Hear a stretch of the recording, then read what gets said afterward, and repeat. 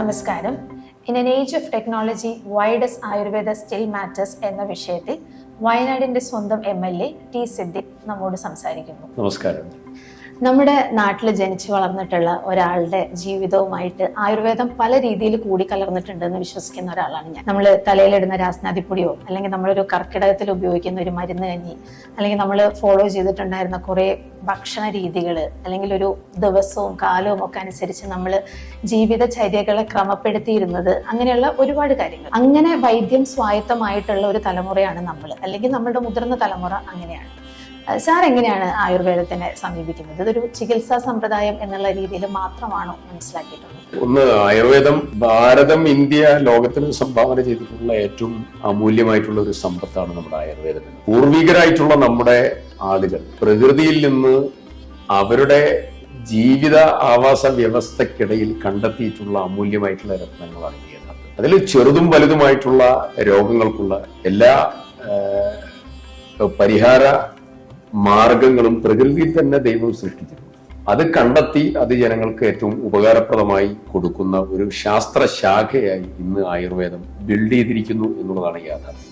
അതിനെ ഇപ്പൊ നേരത്തെ നിങ്ങൾ രാസനാദി പൊടി എന്നുള്ളത്, കൊച്ചുനാളില് കുളിക്കുന്ന സമയത്ത് ഉമ്മ ഞങ്ങൾക്ക് ദേഹമാസകലം ഒന്ന് എണ്ണയൊക്കെ ഒന്ന് മേലെ പുരട്ടി അത് കഴിഞ്ഞിട്ട് ഒന്ന് കുളിപ്പിച്ച് രാസനാദി പൊടി ഒന്ന് തലയിൽ പൂശി ഞങ്ങളെ കളിക്കാനങ്ങുണ്ട്. അപ്പൊ ഇന്നത്തെ അന്തരീക്ഷം തികച്ചും വ്യത്യസ്തമാണ്. അല്ലെങ്കിൽ ഒന്ന് ചെറിയ കഫക്കെട്ടുണ്ടെങ്കിൽ, ഒരു ചെറിയ പനിയുടെ സാധ്യതയുണ്ടെങ്കിൽ അവിടെ വീട്ടിലൊരു ചെറിയ പനിക്കാപ്പി ഉണ്ടാക്കി ആ പനിക്കാപ്പി എല്ലാവർക്കും തരും. നേരത്തെ നിങ്ങൾ സൂചിപ്പിച്ചതുപോലെ കർക്കിടകം വരുന്ന സമയത്ത് കർക്കിടക കഞ്ഞി. അങ്ങനെ ഓരോ കാലാവസ്ഥയ്ക്കും അനുസരിച്ചതായിരിക്കുന്ന ഭക്ഷണവും അതുപോലെ നമ്മൾ നേരിടുന്ന ശാരീരികമായിട്ടുള്ള അസ്വസ്ഥതകളെ കൈകാര്യം ചെയ്യാനുള്ളതായ ഒരു മെക്കാനിസം ഒക്കെ പ്രകൃതിയുടെ മനോഹരമായിട്ടുള്ള നിർമ്മിതിയായി നമുക്ക് പകർന്നു തന്ന ഒന്നാണ് ആയുർവേദം എന്നുള്ളത്. നമ്മുടെ ജീവിതവുമായി ഇഴുകിച്ചേർന്നും ഇടകലർന്നും നമ്മൾ നയിക്കുന്ന ഒരു സിസ്റ്റമാണ് ആയുർവേദം. അപ്പോൾ അലോപ്പതി നമ്മൾ ഡോക്ടറെ അടുത്ത് പോകും, എന്തെങ്കിലും അസുഖമുണ്ടോ ആ അസുഖത്തിന് നമ്മൾ ചികിത്സിക്കും. അതേസമയത്ത് ആയുർവേദം എന്നുള്ളത് നമ്മുടെ ജീവിതവുമായി, നിത്യജീവിതവുമായി ബന്ധപ്പെട്ട് കിടക്കുന്ന ഒരു സിസ്റ്റമാണ്. ഇപ്പൊ നമ്മൾ മെഡിക്കൽ സെക്ടറിന്റെ വളർച്ചയെ നമ്മൾ പലപ്പോഴും ഇപ്പോൾ അടയാളപ്പെടുത്തുന്നത് ആശുപത്രികളുടെ എണ്ണം കൊണ്ടും അല്ലെങ്കിൽ പുതിയ സൗകര്യങ്ങൾ എന്തൊക്കെയാണ് എന്നുള്ളതിന്റെ ഒക്കെ ഒരു അടിസ്ഥാനത്തിലാണ്. പക്ഷെ അതെല്ലാം കൂടുതൽ അങ്ങനെ ഉണ്ടായിരിക്കുമ്പോഴും അസുഖങ്ങളുടെ എണ്ണം എന്ന് പറയുന്നത് ദിനം പ്രതി കൂടിക്കൊണ്ടിരിക്കുകയാണ്. അപ്പൊ നമുക്ക് ശരിയായ ഒരു ആരോഗ്യ ബോധം ഇല്ല എന്നുള്ളതും നമ്മൾ കൂടുതലായി മരുന്നുകളെ ആശ്രയിക്കുക എന്നുള്ളതാണ് ഒരു പുതിയ കാലത്തിന്റെ ഒരു രീതി.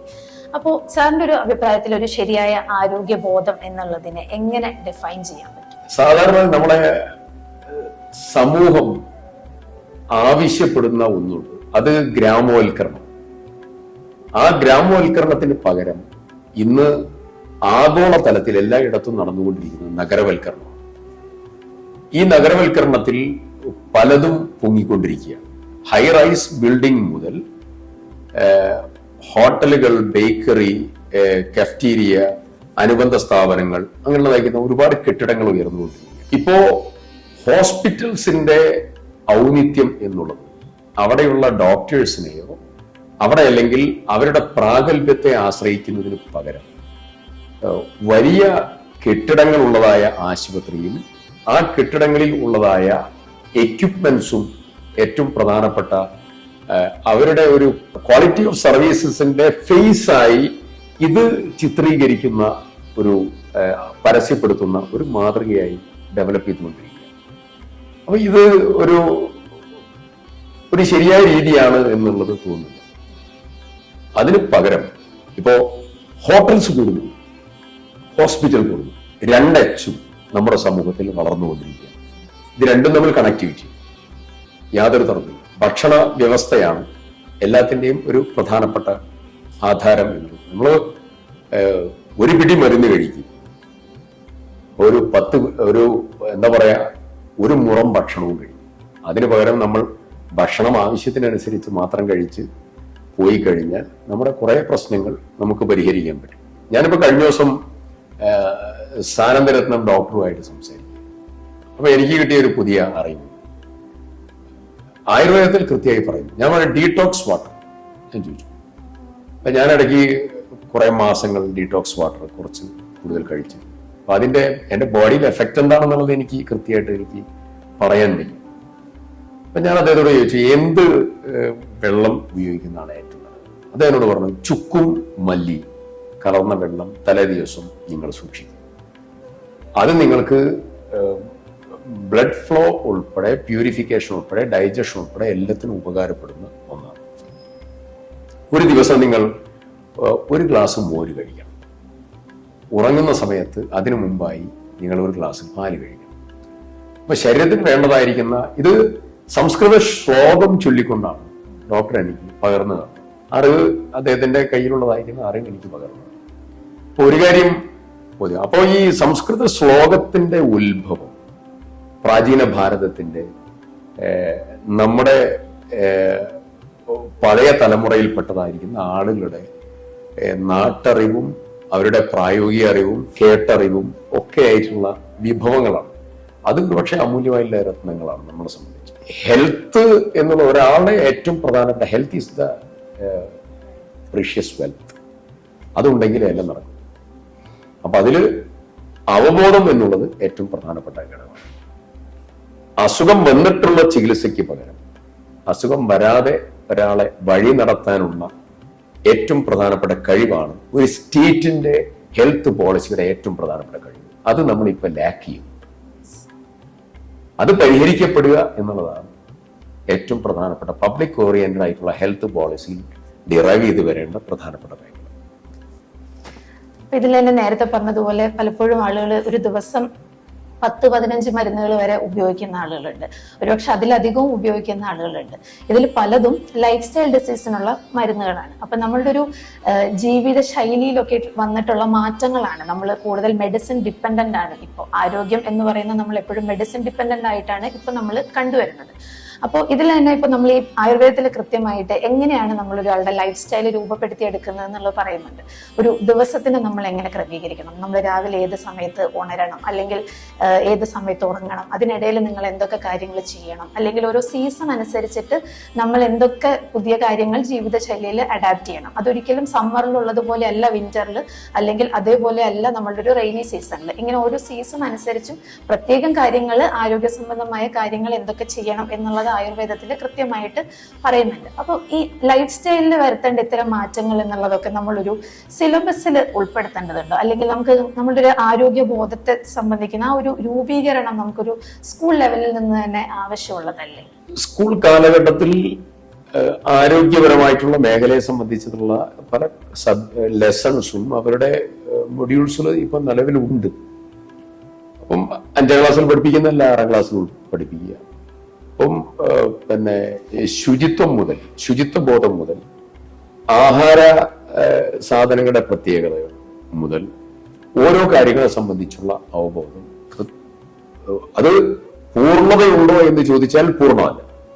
പക്ഷെ അപൂർണമായി ഇപ്പം സിലബസിൽ ഓൾറെഡി ഉണ്ട്. പക്ഷെ അതിനെ ഒരു നല്ല ഇതിൽ ഒരു കാര്യം പ്രത്യേകം എടുത്തു പറയുന്നു. ഞാൻ 10ാം ക്ലാസ്സിൽ അല്ലെങ്കിൽ പിന്നെ +2-ന് 10ാം ക്ലാസ്സിൽ എൻ്റെ മക്കൾ അവർ പഠിക്കുന്നതായിരിക്കുന്ന +2 ഓറിയന്റഡ് ആയിട്ടുള്ള സിലബസസ് ഏറ്റവും പ്രധാനമായിട്ടുള്ളത് അലോപ്പതി ഓറിയന്റഡ് ആയിട്ടുള്ള ലെസൺസ് ആണ്. അതിൽ പലതിനെയും ഉൾപ്പെടുത്തി മുന്നോട്ട് പോകും. അപ്പൊ അലോപ്പതിക്ക് കിട്ടുന്ന ഒരു പ്രാധാന്യം സത്യത്തിൽ ആയുർവേദത്തിനോ അല്ലെങ്കിൽ മറ്റുള്ള സ്ട്രീംസിനോ ഒന്നും ലഭിക്കുന്നില്ല. യഥാർത്ഥത്തിൽ ഏറ്റവും കൂടുതൽ ഇമ്പോർട്ടൻസ് ലഭിക്കേണ്ടതായിരിക്കുന്ന ഒരു മീഡിയം ഓഫ് ഹെൽത്ത് കൺസെപ്റ്റും അതിന്റെ സിസ്റ്റം ഓഫ് മെഡിസിനും ആയുർവേദമാണ്. നമ്മുടെ ജീവിതത്തിൽ ഒരു വ്യക്തി അദ്ദേഹത്തിന് ഇപ്പൊ നേരത്തെ നിങ്ങൾ സൂചിപ്പിച്ചു, മഴക്കാലത്ത് ഏത് രീതിയിലുള്ള പ്രിക്കോഷൻ എടുക്കണം, വേനൽക്കാലത്ത് ഏത് രീതിയിലുള്ള പ്രിക്കോഷൻ എടുക്കണം, അങ്ങനെ ഇന്ന പ്രിക്കോഷൻ എടുത്തു കഴിഞ്ഞാൽ അദ്ദേഹത്തിന് ഈ പ്രശ്നത്തിൽ നിന്ന് അദ്ദേഹത്തിന് മാറി നിൽക്കാൻ സാധിക്കും. അലോപ്പതിയിലുള്ളത് തികച്ചും വ്യത്യസ്തമാണ്. അലോപ്പതിയിൽ ജലദോഷം വന്നാൽ അതിന് ഇന്ന മരുന്ന്, അതല്ലെങ്കിൽ പനി ഉണ്ടെങ്കിൽ ആ പനി കുറയ്ക്കാനുള്ള മരുന്ന്, അല്ലെങ്കിൽ ഇന്നൊരു പ്രശ്നമുണ്ട് അതിനുള്ള മെഡിസിൻസ് കൊടുക്കും. അതിന് പകരം പ്രതിരോധം എന്നുള്ളത് ശാരീരികവും മാനസികവുമായിട്ടുള്ള വളർച്ചയും പ്രതിരോധം എന്നുള്ളത് ഏറ്റവും പ്രധാനപ്പെട്ട ഒരു കൺസെപ്റ്റാണ്. അത് കൃത്യതയോടുകൂടി പരിപാലിക്കാനുള്ള ലെസൺസും സംവിധാനങ്ങളും ആയുർവേദവുമായിട്ട് വെൽ കണക്റ്റഡ്. നമ്മുടെ ജീവിത രീതിയും നമ്മുടെ പ്രകൃതി വിഭവങ്ങളും ഒക്കെയായിട്ട് ബന്ധപ്പെട്ട് കിടക്കുന്ന ഏറ്റവും പ്രധാനപ്പെട്ട ഭാഗമാണ്.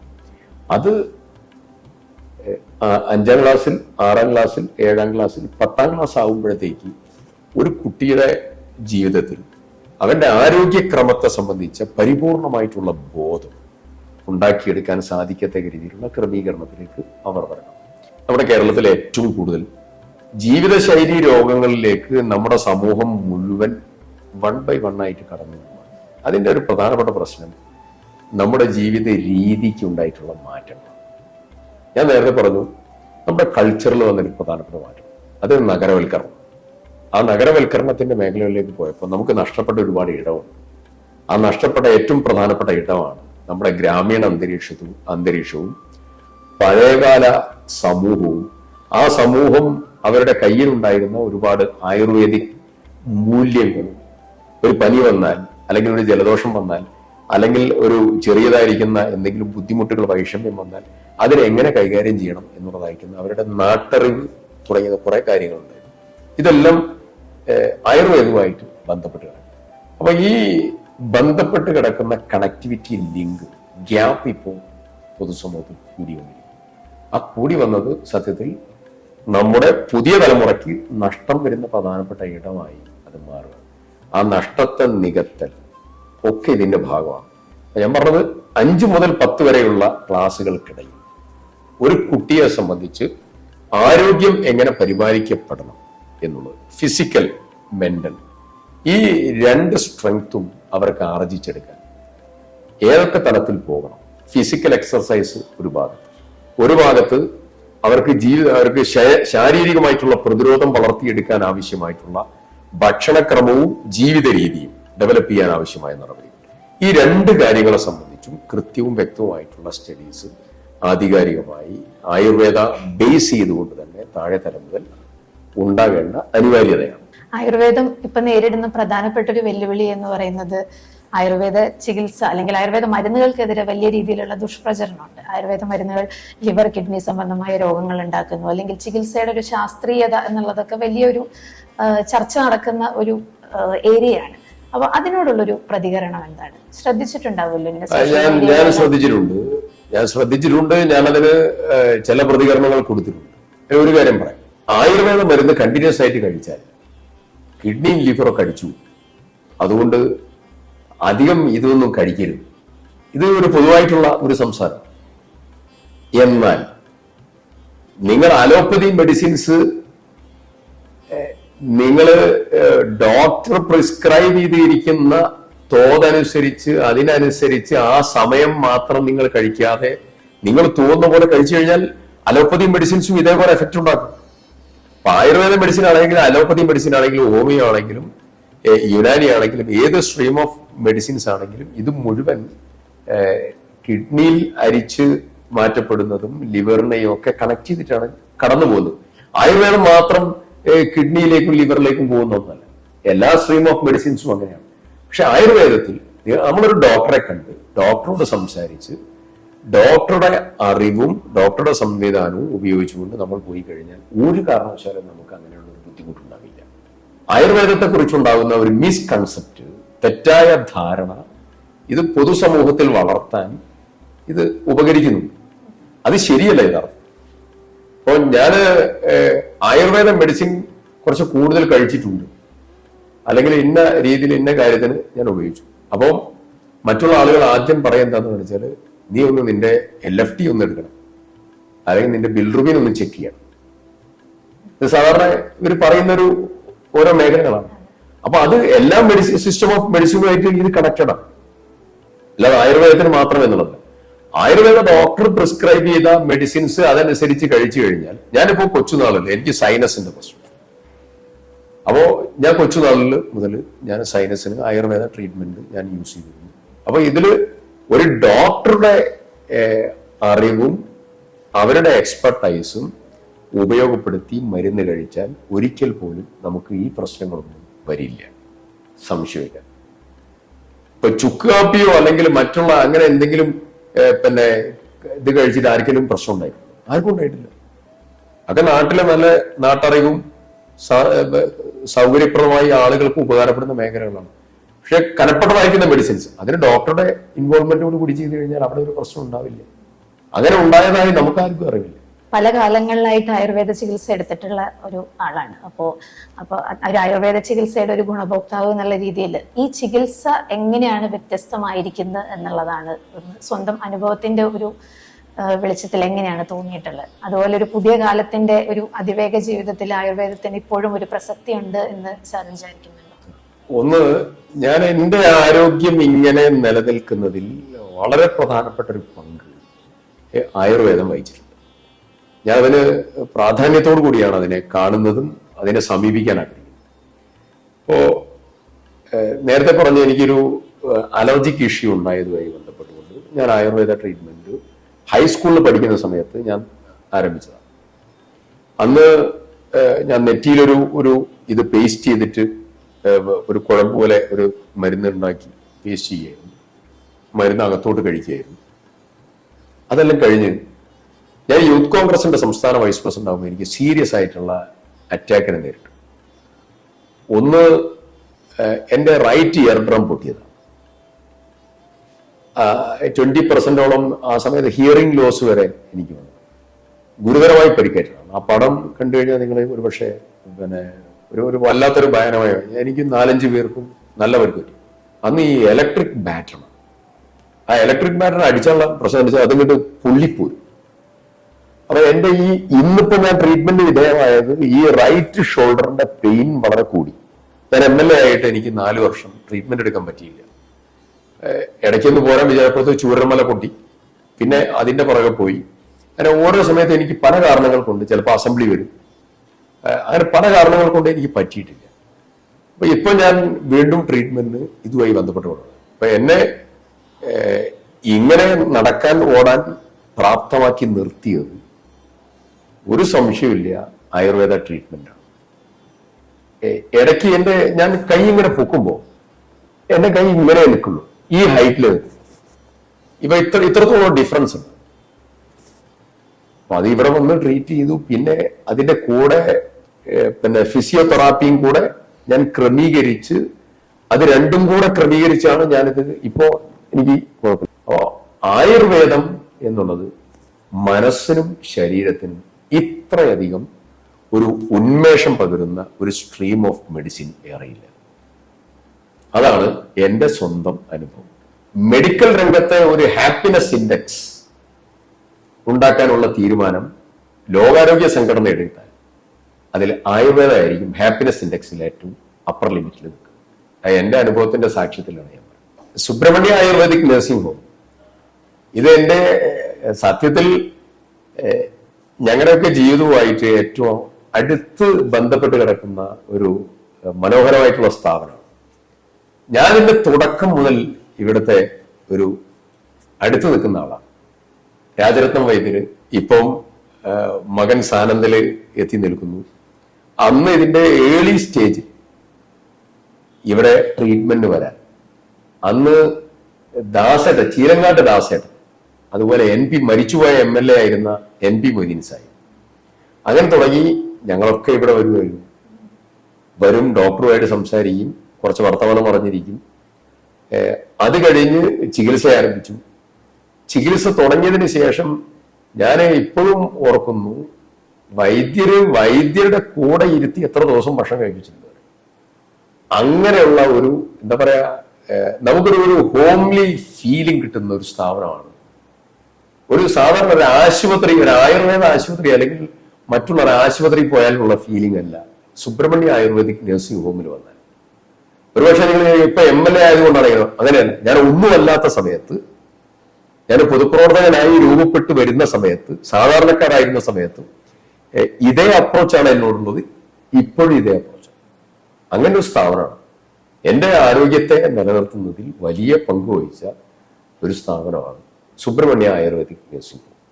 ഞാൻ ലോകത്തോട് ഇത് കേൾക്കുന്നവരോട് പറയാനുള്ളത്, നിങ്ങൾക്ക് എന്തെങ്കിലും ശാരീരികമായിട്ടുള്ള ബുദ്ധിമുട്ടോ പ്രശ്നങ്ങളോ ഉണ്ടെങ്കിൽ നിങ്ങൾക്ക് ആയുർവേദം നിങ്ങൾ ഓപ്റ്റ് ചെയ്യണം. ആയുർവേദം ഓപ്റ്റ് ചെയ്യുമ്പോൾ നിങ്ങൾ ആദ്യം കടന്നു പോകേണ്ട ഒരു നാമധേയമാണ് സുബ്രഹ്മണ്യ ആയുർവേദിക് നഴ്സിംഗ്.